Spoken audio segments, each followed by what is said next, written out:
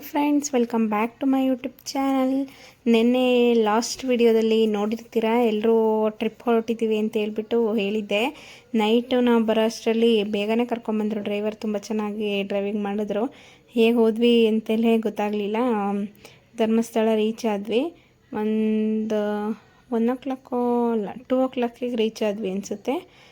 ಆಮೇಲೆ ಅಲ್ಲಿ ರೂಮ್ಸ್ ಎಲ್ಲ ಫಿಲ್ ಆಗಿಬಿಟ್ಟಿತ್ತು. ಹಾಗಾಗಿ ರಾಮ ಮಂದಿರ ಇದೆಯಲ್ಲ, ಅಲ್ಲೇ ನೆಕ್ಸ್ಟು ಹೊಳೆಯಿಂದ ಮುಂದೆ ರಾಮ ಮಂದಿರ ಇದೆಯಲ್ಲ, ಅಲ್ಲಿ ಒಂದು ರೂಮ್ ಸಿಕ್ತು. ಲಾಡ್ಜಲ್ಲಿ ರೂಮ್ ಮಾಡಿಕೊಂಡು ಅಲ್ಲಿ ರೂಮ್ ಸಿಕ್ತು ನಮಗೆ. ಅಲ್ಲಿ ಉಳ್ಕೊಂಡಿದ್ವಿ. ಬೆಳಗ್ಗೆ ಎಲ್ಲರೂ ಬೇಗನೆ ರೆಡಿಯಾಗಿ ಹೋಗ್ತಾ ಇದ್ದೀವಿ ಇವಾಗ ದರ್ಶನ ಮಾಡೋಣ ಅಂತ ಹೇಳಿಬಿಟ್ಟು.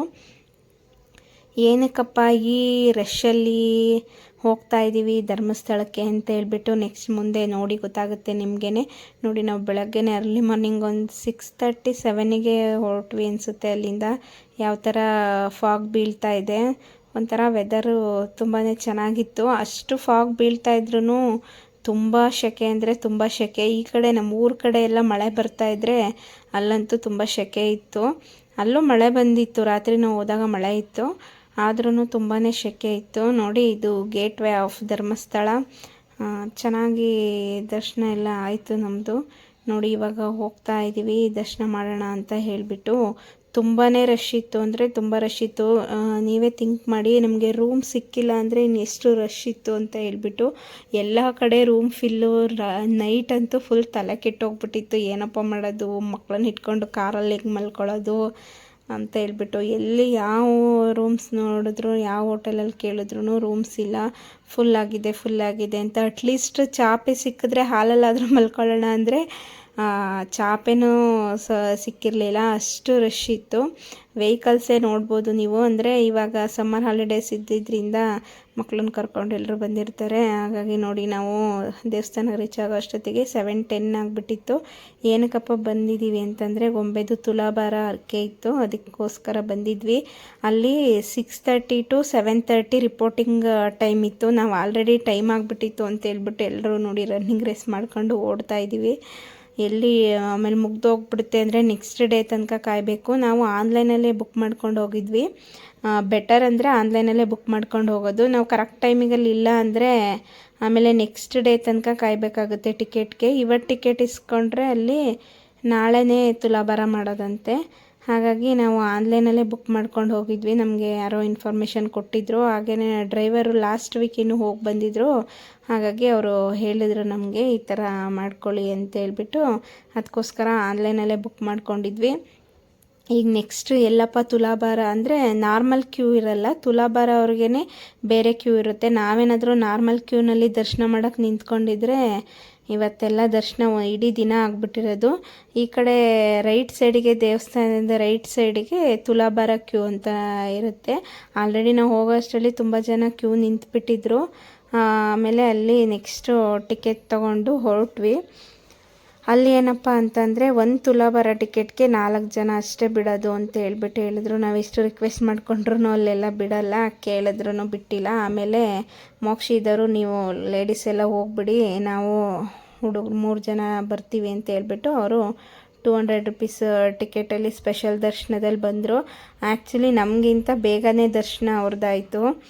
ಗೊಂಬೆಗೆ ನೋಡಿ ನಿದ್ದೆ ಸರಿಯಾಗಿರಲಿಲ್ಲ, ಅವಳು ಮೂಡೇ ಇರಲಿಲ್ಲ, ಅವಳಿಗೆ ಕಿರಿಪಿರಿ ಮಾಡ್ತಾ ಇದ್ಲು. ಹಾಗೆಯೇ ನೋಡಿ, ನಾವು ಕ್ಯೂ ನಿಂತಿದ್ದೀವಿ. ಅಲ್ಲಿ ಮುಂದೆ ಇನ್ನೂ ಸ್ವಲ್ಪ ಜನ ಬೇಗನೆ ಬಂದಿದ್ರಲ್ಲ, ಹಾಗಾಗಿ ಅವರು ಫಸ್ಟ್ ಇರ್ತಾರಲ್ವ, ಅವ್ರನ್ನ ಫಸ್ಟ್ ಬಿಟ್ಟಿದ್ರು. ನಾವು ವೆಯ್ಟ್ ಮಾಡ್ತಾಯಿದ್ವಿ, ಇವಾಗ ಬಿಡ್ತಾರೆ ಅವಾಗ ಬಿಡ್ತಾರೆ ಅಂತ. Hi friends, welcome back to my YouTube channel.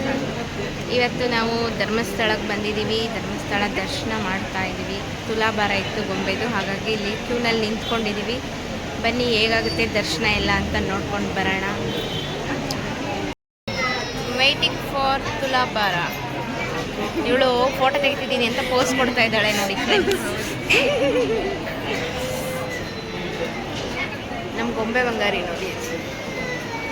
Hi ಗೊಂಬೆ, ಇಲ್ಲಿ ಗೊಂಬೆ, ಇಲ್ಲಿ ಬಂಗಾರ, ಹಾಯ್. ಇಲ್ಲಿ ನೋಡಿ, ಇಲ್ಲಿ ಅದು ಪಾಪ ನೋಡೋದೇ ಆಗೈತೆ.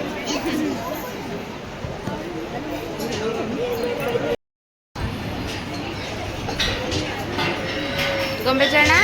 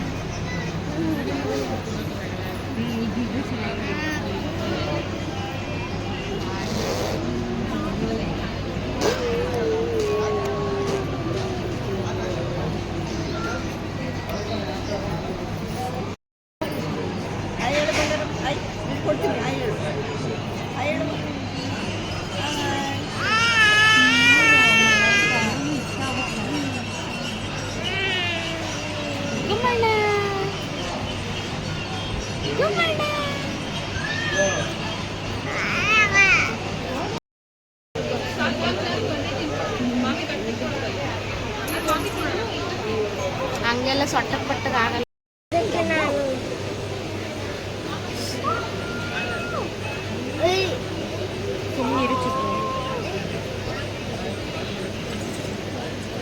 ಮಮ್ಮಿ ಮುದ್ದು ಮಾರಿ ಕೊಟ್ಟಣ ಒಂದು ಪಪ್ಪು ಕೊಡಪ್ಪ,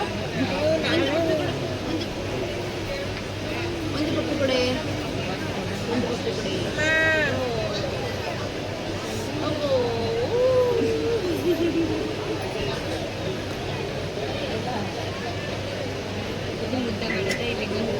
ಎರಡು ಒಟ್ಟೊಟ್ಟಿಗೆ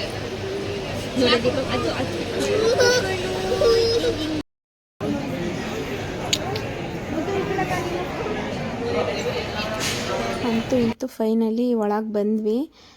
ಮೋಕ್ಷಿಯವರು ಆಲ್ರೆಡಿ ದರ್ಶನ ಮಾಡಿ ವೆಯ್ಟ್ ಮಾಡ್ತಾಯಿದ್ರು.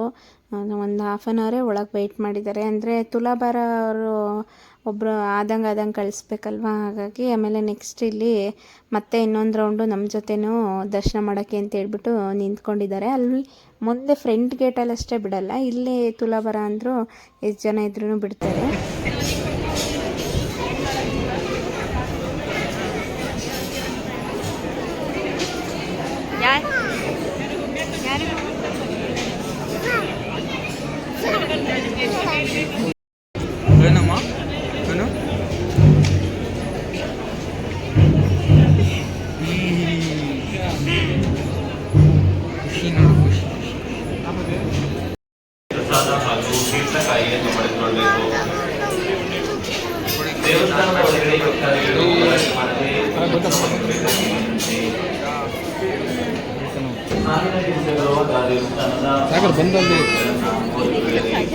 ಒಳಗೆ ಫೋಟೋಸ್ ವೀಡಿಯೋಸು ತೆಕ್ಕೊಳ್ಳೋಂಗಿಲ್ಲ ಅಂತ ಹೇಳಿದರು. ಆದರೂ ನಾವು ವೀಡಿಯೋಸ್ ಮಾಡ್ಕೋತಾ ಇದ್ವಿ.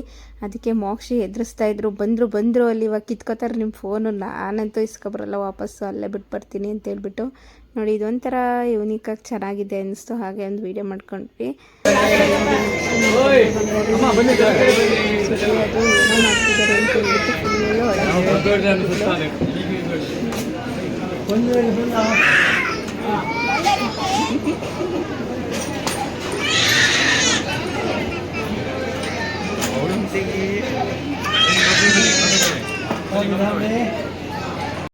ನೆಕ್ಸ್ಟಲ್ಲಿ ತುಲಾಭಾರ ಎಲ್ಲ ಮಾಡಿಸಿದ್ಮೇಲೆ ದರ್ಶನಕ್ಕೆ ಅಂತ ಹೇಳ್ಬಿಟ್ಟು ನಿಂತ್ಕೊಂಡ್ವಿ. ದರ್ಶನ ಎಲ್ಲ ಮುಗಿಸ್ಕೊಂಡು ಹಾಗೆ ಹೊರಗಡೆ ಬಂದು ಸ್ವಲ್ಪ ಫೋಟೋಸ್ ಎಲ್ಲ ತೆಕ್ಕೊಂಡು ಇವಾಗ ಹೊರಡ್ತಾ ಇದ್ದೀವಿ. ನೋಡಿ ಅಜ್ಜಿ ಮೊಮ್ಮಕ್ಕಳು ಮುಂದೆ ಹೋಗ್ತಾ ಇದ್ದಾರೆ. ಗೊಂಬೆಗೆ ಅವಳನ್ನ ಹಿಡ್ಕೊಂಡು ಹೋಗ್ಬೇಕು ಅಂತ ಹೇಳ್ಬಿಟ್ಟು ಇಷ್ಟ ಕೈ ಬಿಟ್ಟರೆ ಸಾಕು ಓಡ್ತಾ ಇದ್ಲು. ನೋಡಿ ಇಲ್ಲೊಂದು ಕ್ಯೂಟಾಗಿರೋ ಹಸು ಮತ್ತು ಪುಟಾಣಿ ಗಾಡಿ ಬರ್ತಾಯಿತ್ತು. ಹಾಗೆ ಒಂದು ಕ್ಲಿಪ್ಪಿಂಗ್ನ ತಗೊಂಡೆ. ಅಲ್ಲಿ ದರ್ಶನ ಎಲ್ಲ ಮುಗಿಸ್ಕೊಂಡು ಟಿಫನ್ ಎಲ್ಲ ಮಾಡಿಕೊಂಡು ಹೊರಟ್ವಿ ನಾವು. ನೆಕ್ಸ್ಟ್ ಎಲ್ಲಿಗೆ ಹೋಗ್ತಾ ಇದ್ದೀವಿ ಅಂತ ಹೇಳ್ಬಿಟ್ಟು ನೆಕ್ಸ್ಟ್ ವಿಡಿಯೋದಲ್ಲಿ ಶೇರ್ ಮಾಡ್ತೀನಿ. ಈ ವಿಡಿಯೋ ಇಷ್ಟ ಆಗಿದ್ರೆ please like, share and comment. ಯಾರು ಸಬ್ಸ್ಕ್ರೈಬ್ ಮಾಡದೆ ನೋಡ್ತಾ ಇದ್ದೀರಾ, please subscribe to my channel.